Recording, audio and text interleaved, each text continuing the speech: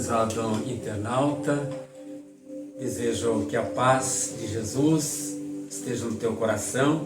Estamos aqui mais uma vez para levar a você a nossa mensagem. Hoje eu quero falar um pouco sobre o Advento.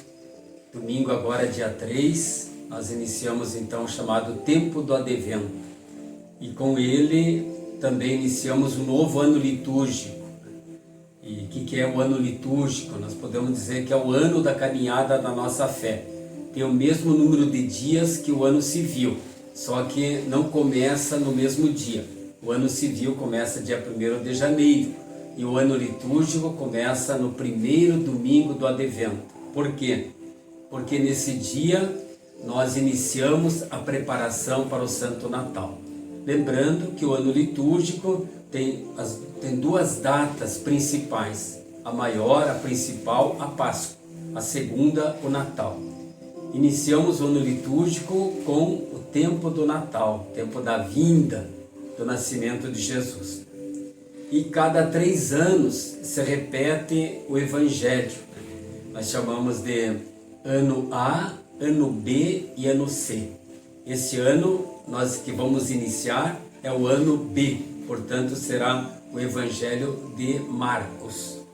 E o Evangelho de Marcos tem a pergunta, razão, motivo pelo qual ele foi escrito. Qual é a pergunta? Quem é Jesus? Quem é Jesus? É o Evangelho de Marcos que vai responder essa pergunta.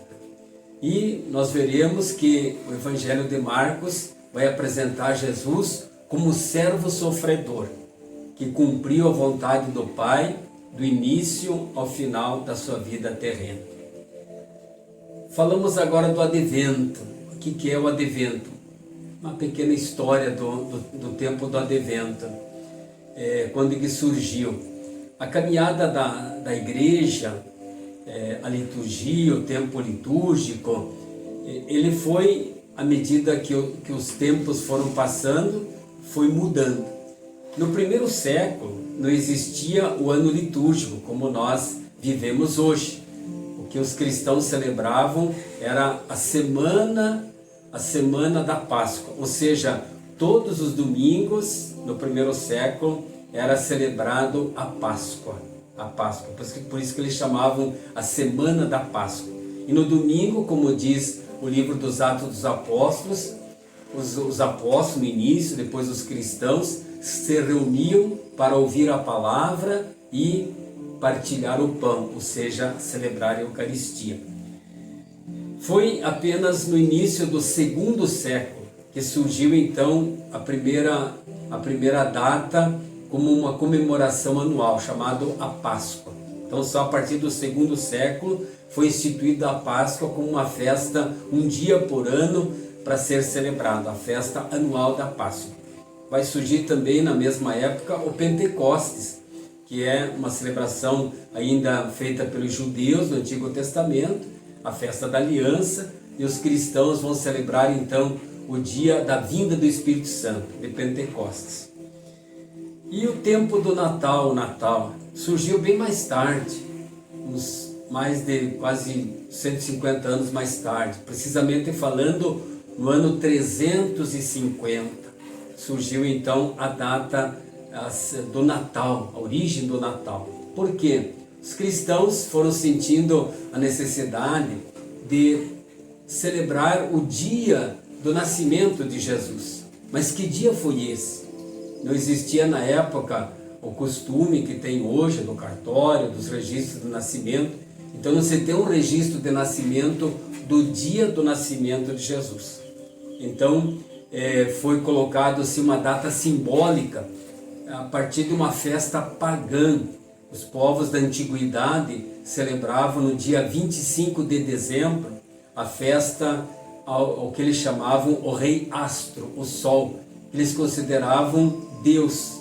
Os povos da antiguidade, as religiões naturalistas, consideravam o Sol como o Deus maior. Por isso que todo ano, dia 25 de dezembro, celebrava essa data. Para os cristãos, esse Deus maior não é o Sol, mas é Jesus Cristo. Por isso passou a ser marcado como data do nascimento de Jesus, dia 25 de dezembro. E o advento? O advento não surgiu na mesma época, surgiu tempos mais tarde, aproximadamente uns 300 anos mais tarde. Ou melhor dizendo, por volta do ano 600 da era cristã é que surge o tempo do advento. Exatamente porque o ano litúrgico vai se estruturando, né? E a igreja então marca esse tempo de preparação para o Natal como um tempo chamado advento. E o que significa a palavra advento? Lembrando da história novamente, né? Era uma palavra, antes dos cristãos usarem, já existia essa palavra. Os povos pagãos, eles celebravam com o tempo do advento, assim como eles chamavam, o tempo da vinda de Deus, né? Ligado à festa do Rei Sol, né? O advento era esse tempo que eles se preparavam para a vinda do Deus maior, o Deus Sol. E a igreja se utiliza dessa mesma palavra também, né? Advento. Também tinha um sentido cívico. Advento significava na antiguidade a visita de uma grande autoridade que vinha visitar a cidade, né? Então era feita uma preparação da visita dessa autoridade importante. Para os cristãos e para a igreja, advento significa um tempo de preparação, tempo de espera, um tempo de expectativa. Por isso é um tempo de conversão também. Esse é o significado do tempo do advento que a igreja celebra hoje. E ele é dividido em duas partes, né? Do primeiro domingo até o dia 16 de dezembro, o advento não celebra tanto a primeira vinda de Jesus, mas a segunda vinda de Jesus. Como ele mesmo disse aos apóstolos, que ele voltaria depois da sua ascensão ao céu. A partir do dia 17, que é a semana que antecede o Natal, aí sim a igreja, a liturgia, todos os dias celebra algum momento de preparação mais próximo, os acontecimentos mais próximos ao nascimento de Jesus. Então, em resumo, é isso sobre o advento. O que nós podemos falar sobre os 4 domingos do advento? Quais são os personagens que se destacam nesses domingos aí? Primeiro domingo, o personagem principal será o profeta Isaías, na primeira leitura, né? Quando ele vai falar que Deus é como o oleiro que faz o vaso. Nós somos este vaso, este barro que Deus molda e nos torna a sua imagem e semelhança. Vai ser a leitura do primeiro domingo do advento. O segundo domingo do advento e o terceiro tem como figura, como principal, né, de destaque, João Batista. João Batista é o último dos profetas e ele vem com essa missão de convidar o povo a fazer os últimos preparativos para a chegada do Messias. Por fim, o quarto domingo, já dentro da expectativa do nascimento de Jesus, a figura principal é a sua mãe, Maria, Nossa Senhora. Então ela é a personagem principal do quarto domingo do advento.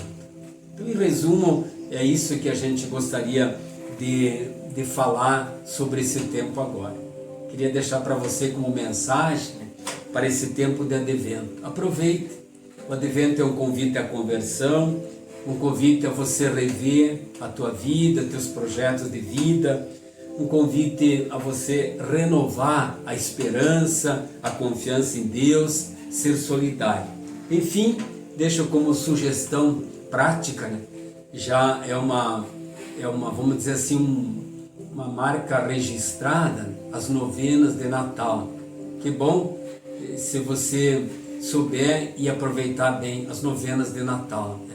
Elas vão criando esse espírito verdadeiro, né, do mistério, da grandeza, da riqueza que é o nascimento de Jesus. Isso vai ser melhor preparado se você participar das novenas de Natal. Deixo para você como sugestão prática. E outra sugestão, a questão é um tempo de vigilância, de conversão, então faça uma confissão. A confissão também, com certeza, vai enriquecer muito a tua vida. A celebração penitencial.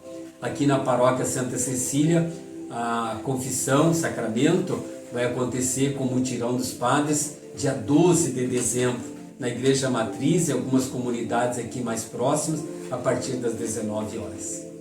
Então eu quero deixar para você essa mensagem, agradeço a tua sintonia, continue conosco. No próximo vídeo nós voltaremos para falar sobre o Santo Natal. Até lá, Deus abençoe, um grande abraço.